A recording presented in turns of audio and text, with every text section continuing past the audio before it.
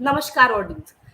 जैसा कि मैंने बोला था कि हम एक ऐसी अनोखी गुरु शिष्य जोड़ी को लेकर आएंगे आप लोगों के पास, जिससे आपको बहुत सारी बातें पता चलेगी एजुकेशन सेक्टर के बारे में। तो आज इसी के साथ मैं हमारे दो गेस्ट को इनवाइट करना चाहूंगी and thank you so much ma'am for joining us today. मैं वेलकम करना चाहूंगी प्रोफेसर डॉक्टर भावना मेहता का एंड डॉक्टर नाजिश मैम का, जिन्होंने आज हमारी जो हम अग्री हो गए हमारे साथ आज एक इवेंट करने के लिए, छोटा सा एक इंटरव्यू करने के लिए। Thank you so much ma'am for joining, because हम बहुत टाइम से ट्राई कर रहे थे कि हमारे स्टूडेंट्स को एजुकेशन सेक्टर के बारे में कुछ बता सके, and we are with two most amazing and intelligent people to talk about that particular sector. So let's just start first by introducing Dr. Bhavna Mehta. So if I talk about ma'am, she's currently a dean and head at Faculty of Social Work, the former director office at Corporate Affairs, former dean officer on special duty, Faculty of Law, the Maharaja Sayajirao University of Baroda, the MS University that we call. She's also a qualified social worker with over 30 years of experience. She has immensely worked for women and children issues, for violence, health, human rights, empowerment, child rights, gender development, and corporate.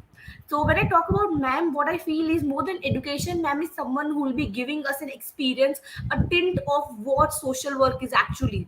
We can learn from ma'am that how by sitting at our places we can help someone out. So I guess ma'am is someone, a perfect person to talk today about for education, for social rights, for human rights, and to explore the world around that how we can help someone out. Thank you so much ma'am for joining. Thank you so much.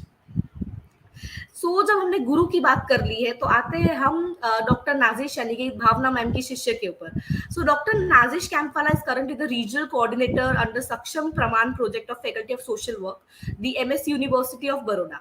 She has done her master's in social work from the College of Social Work, Nirmala Niketan, Mumbai, and a doctorate degree from Faculty of Social Work, MS University of Baroda, under the guidance of Dr. Bhavna ma'am. Thank you so much, ma'am, for joining. I like to keep the introduction very crisp and short because I want my audience to know about you people when you talk about yourselves and your career. So let's just move to the first question today with a lot of energy. My first question always goes to the Shishya, because I want the Shishya to talk about their guru and let us know that कौन है आपके गुरु, आपके गुरु की कौन सी ऐसी बात है जो हमें नहीं पता और आप चाहेंगे कि दुनिया को ये पता चले. तो इसी के साथ सबसे पहले doctor Nazish ma'am, please say something about doctor Bhavna. Thank you, Darshini. I would start with saying Kabir ka doha, Guru Gobind do khade, काके लागू पाए, बलिहारी गुरु आपने गोविंद दियो बताए. Bhavna ma'am and I have a relationship since 2016, July 2016 to be precise. And just like a potter molds and bends the clay to give a proper shape to a pot that he's creating, Bhavna ma'am in my life has a similar role. And at times she has hit me at the right places. This is a metaphor that I'm using, so that I would bend at the correct places and a beautiful shape is given to my potentials, my personality, and my abilities. And she has pushed me at times not so that I would fall, but ensured that I understand my own abilities to get right back up on my feet and achieve what I am, what I have the potential about. So Bhavna ma'am has been a very great mentor in my life, and I'm not saying this because she's right here, but I have immense respect for her in terms of her professionalism, her commitment to the profession of social work, and the fact that she goes beyond the capacities of an individual to make the individual realize what is the potential which is in that person and let it grow through her guidance, mentorship, and commitment. So Bhavna ma'am is one of the most magnanimous personalities in social work education. Before coming to the Faculty of Social Work, I had only heard about the name, and I had the privilege of meeting her on 7th of July, to be very precise, 2016, the first time where I was referred to her as a student seeking PhD guidance. And of course, I had no other way to go after I met her because I was hell-bent on the fact that I wanted to study under her. So yes, that is what Bhavna ma'am is to me in my mind as a Shishya. Thank you so much, ma'am, for sharing this. I guess this is what we want to like to know about Bhavna, ma'am. That how effective she is, how what kind of impressions she she holds on others. Like she's someone who might change your personality, she might change your, or the aura of ma'am can help you out to know a lot of things, I guess. So by staying with ma'am, I feel I'm also going to learn a lot of things in this particular coming 30 minutes. So over to Dr. Bhavna ma'am. So she already described that what kind of relation she has with you, what kind of impression she has of you. So over to you ma'am, what would you like to say about Nazish ma'am? Darshini, before I say about something about Nazish, let me also say, because it's a wonderful, title of this program that you have given is in terms of Guru Shishya Samvad. So, as a teacher, always clarify the concept. That's the way we work. And Shishya is someone who is a disciple, a follower. Shishya is someone who sees you, a guru, as a person, one wants to be like. So for Shishya, it's very important that they identified the right guru for them, whom they can, relate with, whom they respect, whom they think would teach them the lessons of life. And having said that, that means guru is a person who is made guru because of the Shishya. A guru is known or can be called a guru only because if she or he has a right Shishya. We know about Ramakant Achrekar only because of Sachin Tendulkar. We know about Dronacharya because of Arjun, and we know about Chanakya. We talk about now Chanakya Niti only because of the wonderful work that was done by Chandragupta. So the way for guru is important. I think for a guru, a teacher, a student is equally important. So the quest to find a right student is as much as is in guru or in a teacher as much as it is in a Shishya or a student to find the right teacher. So they both complement each other, and I'm very happy that Nazish is one of my student whom I had an opportunity to mentor or mold, because when she came to me, she was an adult learner, she was not a child.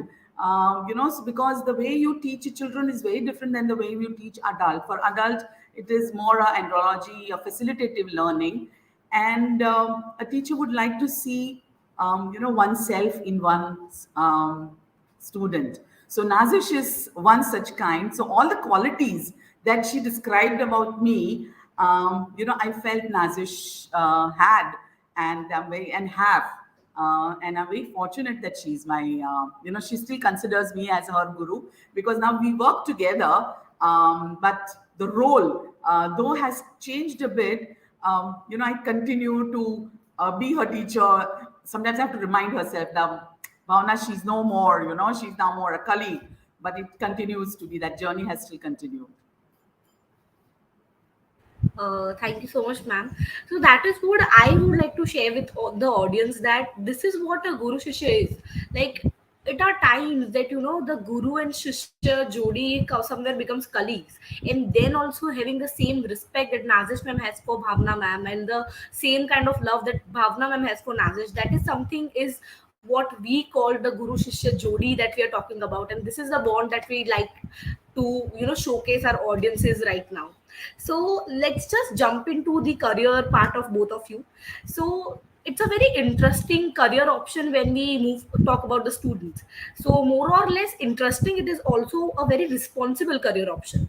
It is not somewhere jahan pe hum we are doing something for the, we are like doctors, we are checking the patients, we're helping others, something like that. Here you take a responsibility, you take a responsibility and you owe something to the society. You want to contribute something to the society, you want to bring changes somewhere. So I would like to start with Dr. Bhavna ma'am, that what was the one instinctive, thus we say the spirit inside you that to help you choose the career social work. Have you started your career, have you chose your career, and how you have came today here? All right. Darshini, because this is going to be on YouTube and it's going to remain there maybe for a wider audience. I would like to be honest and confess some things. One of the thing, when I was young, as probably you or maybe younger than you, I don't know your age, but when I was on a crossroad of deciding what kind of career would I like to choose, I wanted to be, frankly speaking, be in the field of accounts, become a chartered accountant, and be in the field of business. But knowing our society, I knew that the path for a woman in that field at that time, I'm talking about something which is 35 years ago, or 35, 37 years ago, would be difficult. But I always wanted to be independent woman, and I was very clear that I would never be dependent on any other for my survival.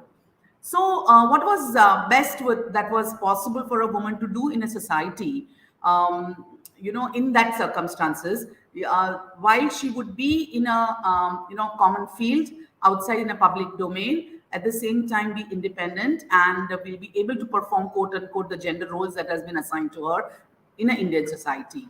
And the social work was something which was always very close to my heart because of my family tradition, with my uncle being in a Sarvodaya worker. So from childhood we had seen that serving and following Gandhian principle was part of our lives. I used to wear khadi, in my younger days. So that had a great influence in me. And then I came to know about that there is, to be a social worker, not necessarily that you have to be a voluntary worker, but you can be a professional worker. So you can earn your livelihood also by choosing this profession. And there I was at College of Social Work, Nirmala Niketan, wanting to do my master in social work program. And then there was no looking back, because I continued my, irrespective of the circumstances, I continued my journey of professional life, at the same time continuing to follow the passion, of working on women's issues, working on human rights issues, children's issues, throughout my life.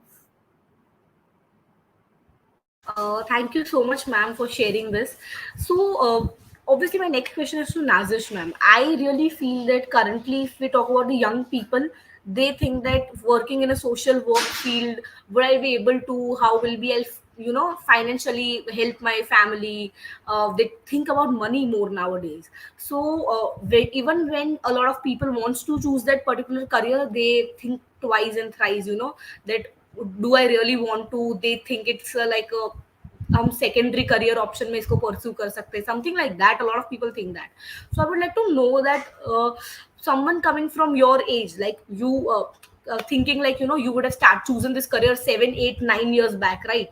So how do you have gotten into this? Like, why did you choose this career? I want to ask you the why question, that why you choose this, and now how you started with that. I resonate a lot with what Bhavna Madam said, that I come from a family of a set of parents having 3 daughters. And of course, it's a traditional Muslim family with traditional rules and the patriarchal system. However, my parents defied the odds and they educated us. And we all are aware that, even in the urban areas, there are places specifically in these traditional homes where the girls are not given an opportunity to study. So back in school, when I was in my 10th grade, I've always been on the creative side. And I always thought I'll get into the field of fashion designing or music. I loved the music industry so much. However, with the challenges that we in our personal lives faced, I realized how important it is to build a career, have a good education, and have mentors which can really help you to go that extra mile. So I decided to take up social work, and 10 years ago, precisely 10 years ago, I completed my master's in social work from College of Social Work, and I started working in the areas of education. And research was something which I was really scared about. I even dropped research in my master's. But after getting into my PhD journey in 2016, I realized the potential that research has to identify the pressing issues. The society is ever evolving. And working in the development sector is a big challenge, of course. But with challenges also comes the satisfaction of contributing to the best of your ability. So sometimes I discuss with ma'am how stressful working gets, the kind of phone calls we get, the kind of traveling we have to do, the number of people we have to meet, and of course, the work never ends. But development sector has a lot to give to every individual. Of course, in financial terms, you have your good days and you have your bad days. But I cannot say that there's even one day where I have not been satisfied with the work that I have been doing. Development sector is a very lucrative option, and with the right kind of guidance, right kind of mentorship, and the right places where you need to go, this is like a cakewalk where you identify what really you want to do. So it has been a great journey so far, and through my own personal experiences, I'm also trying to motivate young girls, even boys for that matter, to come into the sector because it has a huge potential. It is still unexplored compared to the other sectors in our country. Development sector has miles to go, and we need lots of young potentials, youth, to come into the sector and work to make a drastic change and build holistic communities altogether. Thank you so much, ma'am, for sharing this. I guess this was something that I wanted to let our audiences know, that it's not about financial aspect when you choose a career. It's always the most important part of choosing a career is the satisfaction that you get after the day of your work. So even the excitement to go to the work and the satisfaction, that are the two most important things when you're choosing a career for yourself. So let's go to Dr. Bhavna, ma'am. My question to you is that when I, like, you know, I read your introduction, my first question that came was, I want to know that what kind of work you have done when it comes to violence and gender community and all of that. So if you can share one two scenarios or cases from your career, it will be good for us in the audience. Over to you, ma'am. Sure, Darshini. Let me start with, in terms of what kind of work on violence and my entire, the passion for this issue, how it grew. When I, completed my master program in social work, I was at, in a indecisive mode in terms of in which field of social work would I be working. And there came an opportunity for me to work in a red light area of the Bombay city. And my professional career life started with that. So when I started working in these red light areas with women who are in the, sex working profession, and who are in trafficked from poorer states or from some other parts of kind of world, it hit me that how vulnerable we are as a woman. Of course, my own personal experiences being a woman in a society which is, how one sees woman was there, but at the same time, how, all this violence kind of thing affects women differently. And then I thought that this is the area where I would like to work. So the instance, if you I wish to share, is is so much related to way back, but it is still true today as well. Because that time I was very young, and I would work. I was working in a this red light area where women's work actually starts after everyone works gets over, right? And that was a time when what would happen to their children, and we would like to work with their children and like to protect them, so that they don't fall into the trap of what their mothers are in. And so that means I would be staying back in those communities till late evenings. And there were, all the kind of social issues that you would see around in terms of drugs, in terms of alcoholism, in terms of pimps on the roads, in terms of women on the streets doing their business, in terms of smuggling, because that time in 90s, early 80s, smuggling was also quite popular, kind of an antisocial activity that was going on. So all those, you are in the middle of all the social issues, so naturally you are doing something which is threatening those existing status quo, and you are challenging them. And in that process, there were some instances that took place, and which disturbed that existing status quo of alcohol den, which was there in a community which was very negatively affecting the entire community. So we have got it removed, and then they started. I had a threatening calls. That time there was a movie where a social worker, was raped by, gundas, or those people who were to whom she had challenged. And then I was given a threat like that have you seen that movie? You can also be praying to that. And that really had disturbed my family members. And then I was asked not to go to work for some time and all. And I was asked to, my family pressurized me to resign, but I did not, because I said, no, I will continue to work. So, from there to now as a teacher, now we have many instances where our students become, a challenging student. And there also we have to take a stand and decide, what is right, what is wrong, and what is right for the student, and what is right as a from the value point of view. And that time also there are challenges, there are pressures, there are lot of circumstances that are created which will would want you to compromise on your own principles and values. And that is a time that you have to take a call, what is important to you, whether you would like to stand by what you believed in throughout your life and set an example not only for others but for your own self and in your own eyes. And that's a risk one takes throughout the life. So I think it is, I always say that it is the means that are very important and not the end, because you may get what you want, but by compromising your means. And that's a very famous statement which Gandhiji also said, that your means are more important than your ends.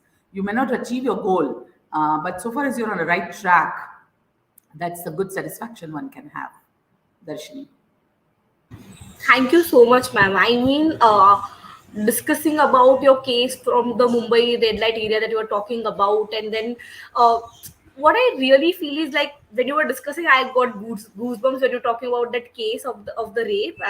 But yeah, kind of what I've realized, one thing that when we're talking about social work, the most important aspect for our audience to learn is the ethical dilemma that ma'am was talking about. I really want to ask the next question to you about that, but we'll move to Nazish ma'am first. So I guess we'll talk about the ethical dilemma in the social work that a lot of times come up to a lot of people. But we'll talk to Nazish ma'am. So ma'am, when you were talking in your previous question, you were very passionate about that the society needs development, there are development communities. I would like you to share with our audiences that what kind of work are happening in the development communities, like what kind of small gestures can even the audiences do if they want to do something, and what kind of work are actually going on which we normally are not aware about, the layman is not aware about, who don't know about all of this. Over to you, ma'am. Darshini, there's lots to do in the development sector.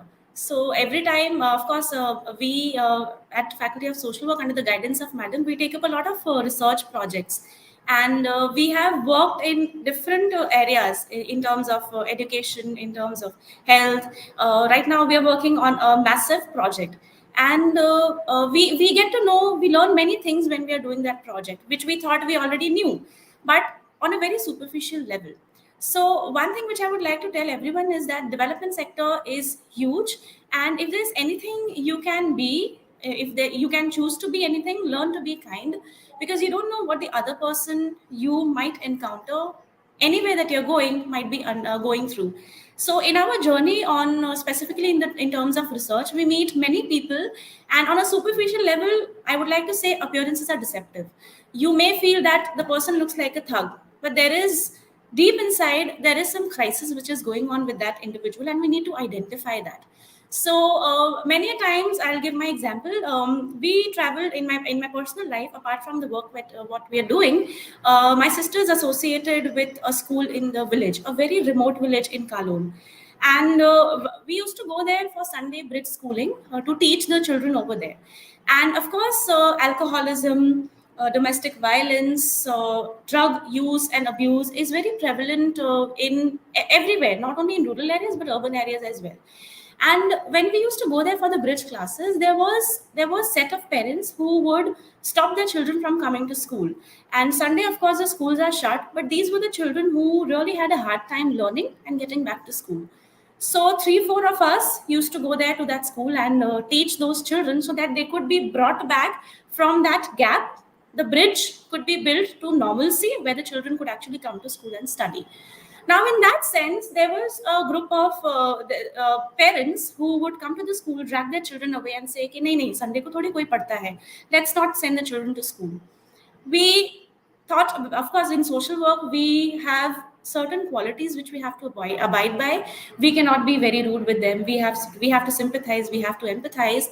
But deep inside, we have to know what is going on in that individual's family, in his personal life, so that the crisis can be solved. The child was not coming to school is a broader problem, but behind that broader problem, what is that specific problem had to be identified. So of course the father was the alcoholic, and at that point of time, had we thought that the father is an alcoholic, let's just not get into this matter, we wouldn't have been successful in bringing that one child back to school. So we intervened in a way of counseling the family, going and talking to them, a series of discussions with that family to identify what is wrong, what is the reason for alcoholism in the family. Of course, there was poverty, many other reasons came forward. So there's a lot of scope in terms of social work where you're working on one particular issue, but at the same point of time, a vicious cycle is created and there are 10 other issues which are coming out.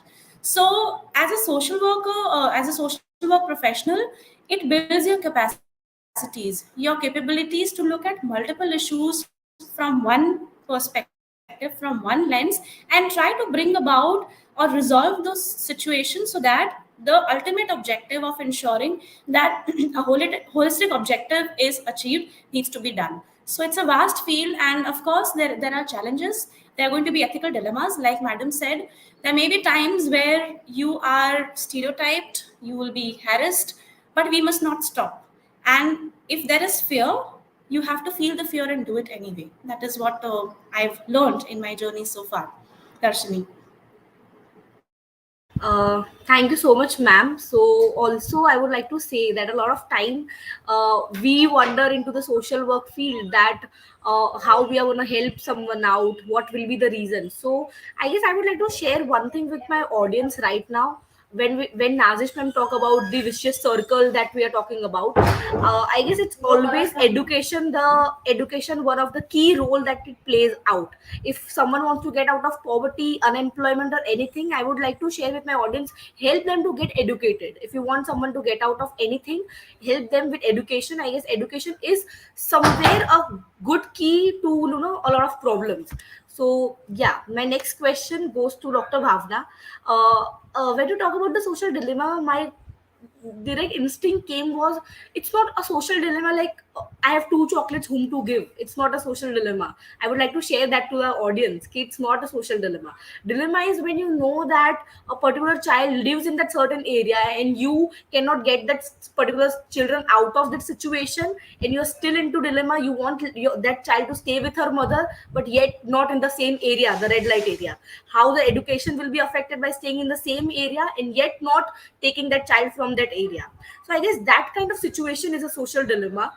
So I would like to know from you that what has been your one experience of certain such kind of social dilemma in your life. Only one situation, so that our audience can understand this particular thing.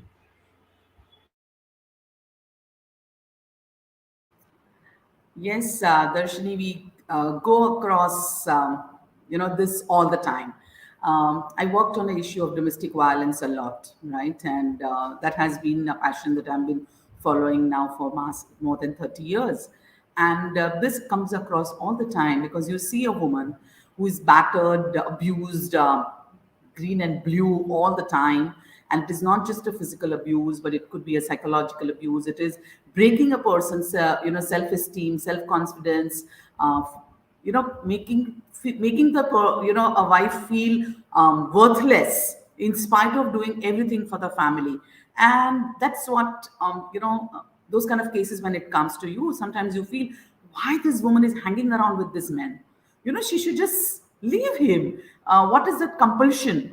Usko saath rehne ka. There's no point if a man is not respecting you, is not loving you, and you are still sticking around with them. And at that spot of that moment, this woman also decides. And as Nazish says, we go by what our client wants, what a woman would want. I wouldn't decide for her, but what she would like to do. So that's part of the moment that woman will say, नहीं दीदी चलो चलते हैं police station में complain करते हैं, बहुत उसने मेरे को तंग कर दिया है. So she would want to go to the police station and complain, and she'll go and complain. So, as our laws are, the police will go and immediately will arrest this man and will put him behind the bar. And after 40, not even 24 hours, within 24 hours to 48 hours, this woman will go back to the police station and will tell the police, I want to withdraw my complaint. Please release my husband. And that's the time I feel, why are you doing it? You know, उसको रहने दो अंदर तो ही वो सीखेगा. नहीं madam, after all तो मेरा husband है, you know, and he is a father to my children, and it's better, he's learned his lesson. You know, you tell police that they scold him enough and they hit him also, because he hits me, I can't hit him back. You know, or usko teach him a lesson so that he behaves properly with me. Just, you know, I just wanted him to teach a lesson and bring, and this cycle continues. It's not that this one time going to the police station has helped this woman forever. No. This, you know, kutte ki poonch jaisi hoti hai, how much ever you do, and this will go on. And that is the time when you would feel that this woman should be independent and should leave the husband and start afresh her life. We've seen women who are educated, who are university professors, you know, a director in a big or multiple national companies, IAS officers, even IPS officers, having fallen in the same trap. And that is what she wants to do, because the way the society is and the way we are nurtured, that ultimately it's very important to have a husband in the life. And if there is no man in one's life, it's better, you know, then you will be prey to a lot of other men around. So it's better to be living with one wolf rather than having another 10 wolves around you who is wanting to jump on you. So this is a dilemma we will have all the time, that what should we do for women, you know, to help them out. So the only solution that over the period of time that I thought is that woman has to be strong enough from within. And if you are strong enough from within, if you don't project yourself as a vulnerable, then there is no one who can make you feel that. And it is all related to your inner strength. It's all related to what is in your mind and the way you look at your family and the way you build that relationship within your family. Darshini. Thank you so much, ma'am, for sharing this. I guess it's always about, there might be a female or a male, it's always about a person to be strong from within to face any kind of problem that he or she faces in his or her life. So my last question to both of you, a common question which I guess most of the audiences wait for, that is a small advice from your side to the young audience right now will be watching you, or any audiences that are watching too. So any kind of advice that you want to share with our audience in a single line or two lines. We'll start with Nazish, ma'am. Darshini, you know, being women, and I've learned this from Bhavna ma'am a lot. She has been teaching me this since years, and teaching through example, not only by words, that in life you'll have many paths which will come your way. Some are going to be very easy, some are going to be very difficult, some are going to be very fun in a nice manner, some may be very difficult. But in life, you need to know yourself, your self-worth, your self-respect, your ability to achieve something, and then choose a path which you believe is right. That gut feeling is very important. And at the same point of time, I remember Bhavna ma'am has taught me this, and it's still fresh in my mind, that the society is full of, it's like a basket of crabs. And once you try to achieve something, people are going to talk about it. People are going to stereotype. People are going to pull you down if you're trying to crawl out of that basket. But you have to get out anyway. You need to break that glass ceiling, know your worth, respect yourself above everything else, and understand the potentials which you have in you. The society is a beautiful place. There are going to be good people, they're going to be bad, and there's ugly. But you have to crawl out anyway and know your worth. And in the means of doing that, you also have to motivate others, empower others to join that, so that we can build a society that is resilient to all these kinds of stereotypical attitudes, and where people realize what they really can achieve. And specifically with regard to women, we live We are very scared of achieving something, breaking that glass ceiling. But it is very important to feel the fear, feel it to the utmost ability as much as you can, but do it anyway. There's no going back once you learn to break that glass ceiling, and you'll just learn to fly. And there's a very small distance between learning to fly and falling back on the ground. वो कहते हैं ना कि आसमान में उड़ने का पर और जमीन पे गिरने का डर सभी को है, पर वो जो फासला जो तय करना होता है, that can only be done by good guidance, by good mentorship. And in the process of achieving your dreams, you have to identify who the correct people are and stick to them and do it anyway. Darshini. Thank you so much, ma'am. So over to Dr. Bhavna, ma'am. What advice would you like to give? See, this is what I meant, in the beginning when I started about Nazish. She knows exactly what is in my mind, and I see me in her, and so she's chosen, stolen all my ideas, and that is what I wanted to say. That's very, very important. But just having to build on that is, I think for younger generation, what is important is. Having your dream is very important, chasing your dream is important, but to have a fire in your belly to achieve that, that's so very important. People give up. If you give up your dreams, no one will help you achieve it. So if you have that fire to continue date rehna hai, for in on your own mission, then things will start falling on its place. There's a famous Shah Rukh Khan's dialogue we all know. जब आप कुछ करने का सोचते हो तो पूरी कायनात तुम्हारे साथ जुड़ जाती है. So if you decide it, things will follow, automatically, and you have to try, and you have to continue with your determination. And second, which my mother taught me, because your mother is your first guru in your life, of anyone. And she had said that when you choose a path, if you are like a river, the river will have a path, and to go to the sea, to meet the sea. So you know that this is the way it will flow. But if you are a stream tries to find the path, and in that finding the path, you will go across. You will have a lot of pebbles on the way. You'll have mountains, and सब कुछ चीर के you will find your way.